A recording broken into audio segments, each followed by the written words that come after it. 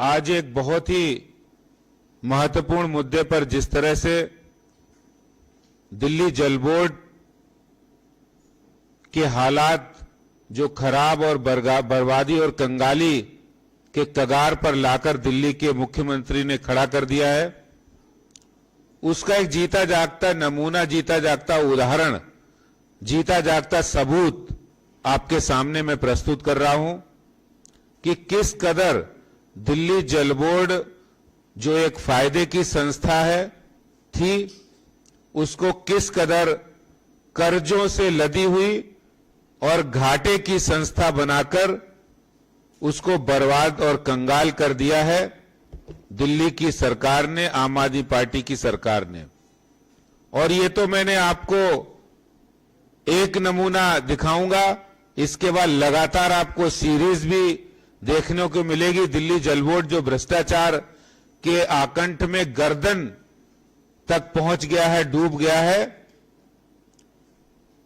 अभी कुछ दिन पहले डीटीसी बस घोटाला, इसके साथ ही साथ इससे पहले शराब माफिया के दबाव में जिस तरह से दिल्ली सरकार ने भ्रष्टाचार को अंजाम दिया, अब ये दिल्ली जल बोर्ड के अंदर जो चल रहा है उसका दृश्य मैं आपके सामने रखूंगा। मेरे सामने ये जल बोर्ड के तीनों मेंबर्स बैठे हैं।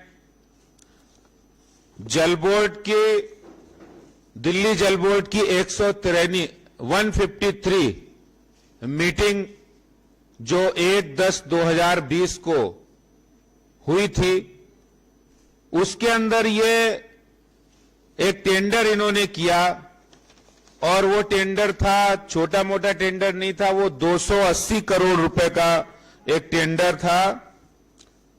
ये आइटम नंबर 990, जिसके अंतर्गत 280 करोड़ के टेंडर को इनके बोर्ड ने रिजेक्ट किया। और ये मिनट्स जो हैं, यानी 152वीं मीटिंग के मिनट्स जो 12/6/2020 को हुए थे, उसके मिनट्स आपने 153वीं मीटिंग में कंफर्म कर दिए।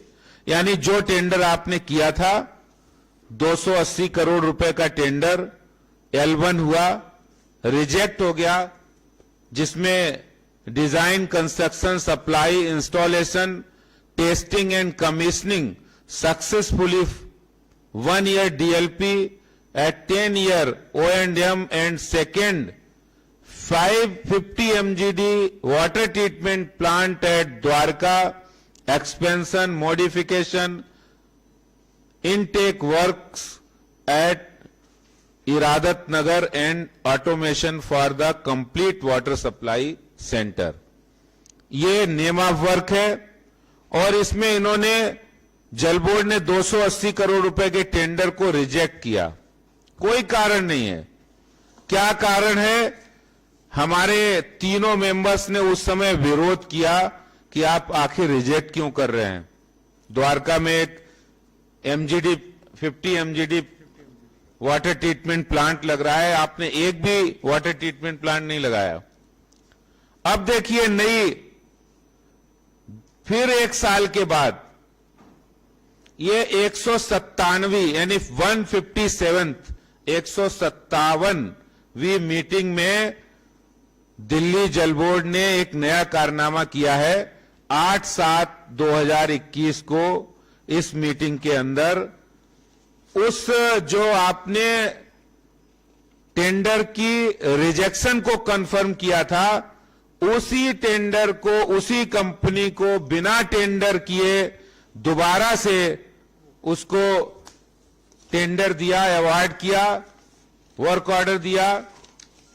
ये देखिए resolution number 1150, item number 352, design, construction, supply, installation, testing and commissioning successfully 1 year DLP and 10 year O&M and second 50 MGD water treatment plant at Dwarka expansion, so and so.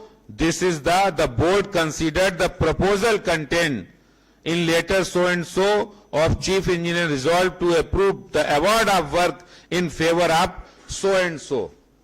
आप देखिए, rejection किया, confirm किया, उसके बाद आपने उसी company को दोबारा टेंडर दिया, ना तो आपने रिजेक्शन का कारण बताया, ना दोबारा अवार्ड करने का कारण बताया। तो 1 साल के बाद आपने जब उस काम को किया तो दिल्ली के जल बोर्ड, दिल्ली के मुख्यमंत्री, दिल्ली जल बोर्ड के चेयरमैन इस बात का जवाब दे कि उन्होंने किस ग्राउंड पर रिजेक्ट किया था। पहले तो वो जवाब दे कि उन्होंने किस ग्राउंड पर रिजेक्ट किया था। क्या कोई परसेंटेज का ग्राउंड था? क्या कोई ब्लैकमेलिंग थी? क्या कोई बार्गेनिंग थी? जवाब देना पड़ेगा। किस ग्राउंड पर उन्होंने टेंडर को रिजेक्ट किया और फिर दोबारा से कौन सा ऐसी ग्राउंड आ गया है कि आपने बिना टेंडर, जबकि जब एक बार टेंडर रिजेक्ट हो गया उसमें 90 डेज से ज्यादा आप रिजेक्शन में वो उसको टेंडर को सस्टेन नहीं कर सकते। ये मैं नहीं कह रहा हूं, सीवीसी की गाइडलाइन है कि कोई भी टेंडर आपने रिजेक्ट किया और अगर वो उसको आप सस्टेन करता है तो 90 डेज का पीरियड होता है। फिर आपने दोबारा उसको एक्सेप्ट कर लिया रिजेक्ट करने के बाद, तो आपने वो कौन सी ग्राउंड थी? वो कौन सी ग्राउंड थी? कितनी परसेंटेज की ग्राउंड थी जो आपने रिजेक्ट को, टेंडर को एक्सेप्ट कर लिया? यानी दिल्ली जल बोर्ड के अंदर ये चल रहा है भ्रष्टाचार का समुद्र।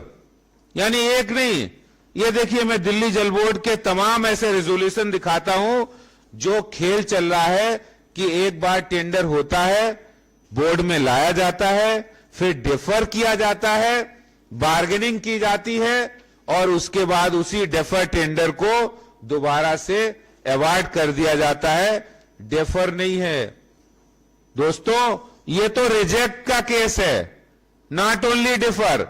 डिफर भी जब कोई केस होता है बोर्ड की मीटिंग में, अगर कोई केस डिफर होगा तो वो भी 90 डेज के बाद दोबारा अपीयर हो सकता है। ये सीवीसी की गाइडलाइन है, ये एडमिनिस्ट्रेटिव गाइडलाइन है। कोई टेंडर अगर कोई डिफर कर रहे हैं तो आपको उसका पूरा कारण बताना पड़ेगा। आपकी टेक्निकल सैंक्शन होती है, एस्टीमेट बनता है, उसकी टेक्निकल सैंक्शन हुई, पहले एस्टीमेट बनेगा, टेक्निकल सैंक्शन होगी, डिजाइन सैंक्शन होगी, एस्टीमेट सैंक्शन होगा, उसकी कास्ट शेड्यूल के हिसाब से उसकी कॉस्टिंग होगी और उसका मार्केट रेट वेरिफिकेशन होगा। ये सारे प्रोसेस होने के बाद जल बोर्ड में आता है, बोर्ड में। और ये हालात जल बोर्ड के अंदर है जब से दिल्ली के जल मंत्री सत्येंद्र जैन जल बोर्ड के चेयरमैन बने हैं, तब से लगातार दिल्ली जल बोर्ड के एक एक आइटम, एक एक टेंडर पे बार्गेनिंग और भ्रष्टाचार का अड्डा बना दिया है। यानी फिश मार्केट बन गया है जल बोर्ड, मछली बाजार बना दिया है इन लोगों ने जल बोर्ड को। और वो भी दिल्ली के बहुत ही अपने आप को ये कहते थे, ना गाड़ी लूंगा, ना बंगला लूंगा, ना सुरक्षा लूंगा, और ईमानदारी की दुहाई देने वाले मुख्यमंत्री की नाक के नीचे आज जल बोर्ड के अंदर भ्रष्टाचार चरम सीमा पर पहुंच गया है। तभी दिल्ली के अंदर हालात ये कि दिल्ली में ना तो ड्रेनेज सिस्टम काम कर रहा है, ना वाटर सप्लाई सिस्टम काम कर रहा है, ना आपके ट्रीटमेंट प्लांट काम कर रहे हैं, ना यमुना जी पर एसटीपी प्लांट लगे हुए हैं। ये हालात हैं क्यों? आखिर उसकी जब सच्चाई और तहकीकात तक हम लोग पहुंचे हैं तो आपको एक नहीं, ऐसे अभी दसियों, एक नहीं दसियों आपको केस लाकर दूंगा, दिखाऊंगा, एक्सपोज करूंगा, और तब आपको पता लगेगा कि असलियत क्या है कि फायदे की संस्था को आपने घाटे की संस्था बना दिया है, घाटे में कंगाली और बदहाली के कगार पर लाकर खड़ा कर दिया है।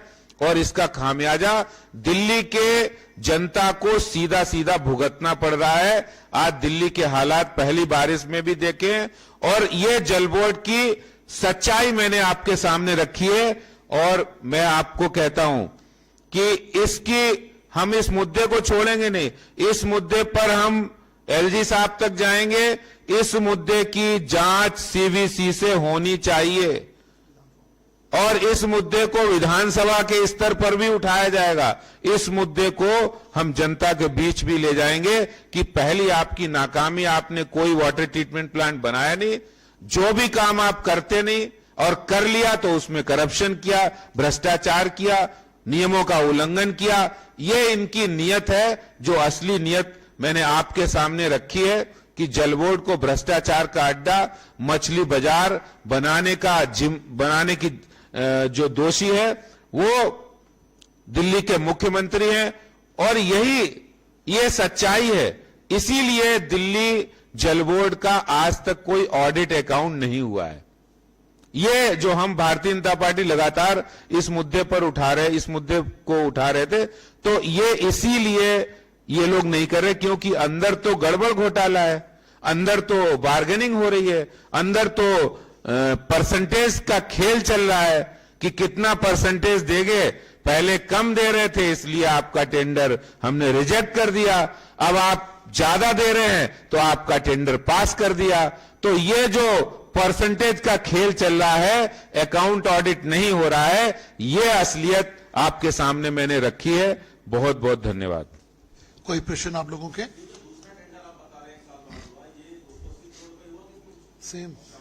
सेम टेंडर है, सेम आइटम है, सेम एस्टीमेट है, सेम शेड्यूल है, हर कुछ, हर बात सेम है। यहां तक कि टेंडर तो दोबारा हुआ नहीं ना, उसी रिजेक्ट, सब कुछ वही है, वही अमाउंट है। आखिर जब वही अमाउंट है, जब आपने 1 साल पहले किया तब आपने उनको रिजेक्ट कर दिया, क्योंकि पता नहीं आपने क्या सोच के कौन सा आपने क्या उनको बार्गेन किया, परसेंटेज पे बात नहीं बनी, क्या हुआ? L&T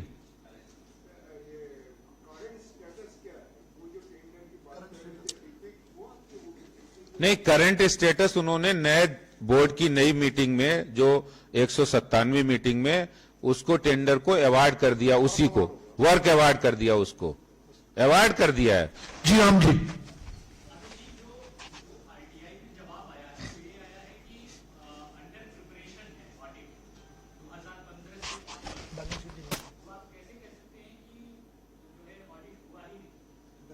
देखिए,